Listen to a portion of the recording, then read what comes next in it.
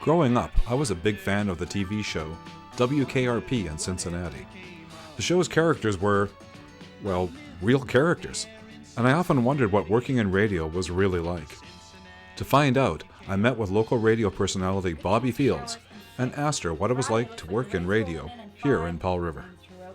It's so much fun. I feel like I get to spend the morning with my friends. They don't talk back unless they phone me, but I get to share what's going on with them. It's really neat. And I'm a big community cheerleader. If you're gonna live somewhere, why not champion it? And people are pretty wonderful here. They've made it coming here a lot of fun. And if you happen to run into somebody that listened to your show in the morning and they say, oh, you did this, I was driving along, hit the rhubarb, I laughed, or you made me feel something, that's huge. It's something else. But how did she get into radio? And why did she choose Powell River? I've been working in radio since '94 and did the whole Manitoba tour. I did northern Manitoba. I was in Thompson, I was in Steinbach, I was in Brandon, I was in Winnipeg.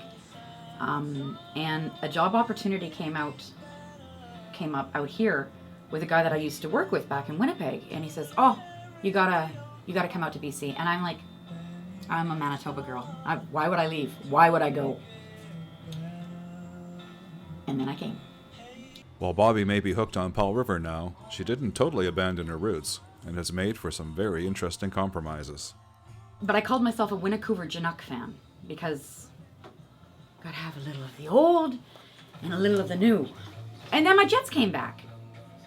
And I always said, oh, if the Jets come back, I'm moving back to Winnipeg. Well, it didn't happen, obviously, because I'm still here and loving it. I cheer for both teams, but when they play each other, I think it's pretty obvious where everybody knows where my heart lies. So I love my Jets. Who is this on the Wolfman telephone? Diane. How you doing, Diane? All right. That's the Wolfman. Do you love me? He's on tape. Automation in radio was nothing new, but what does it mean today? But now everything is in a computer. It's amazing. Basically, I have an on-off button, and I can stop the computer, and that's when I talk.